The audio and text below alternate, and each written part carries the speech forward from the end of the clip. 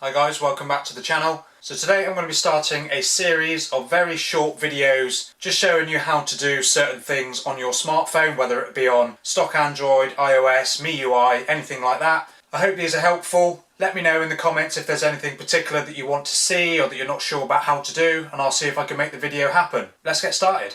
Okay, so here I have my Motorola G30, which is running basically a stock version of Android, like what you'll find on the Google Pixel phones. And what I'm going to show you today is how to change the wallpaper on your smartphone. So what I'm going to do is jump into Settings and Display, hit this little arrow there to expand that menu, and then I'm going to select Wallpaper. So what you've got here is the option of Live Wallpaper. So if I just click on that, it's got one option. I'm not going to bother about that. Photos, which is you can select any of the photos that you've got saved on your phone that you've taken with your camera or you've downloaded or anything like that. And then if you click on Wallpapers, you've still got the option to go through any of your photos that you've taken on your phone, but you've also got quite a big selection of photos already saved on the device. Landscapes, earth, cityscapes, seascapes, or anything like that. So I'm going to go on Cityscapes, and then as you can see, you've got quite a selection that you can choose from. So I'm just going to choose this one here,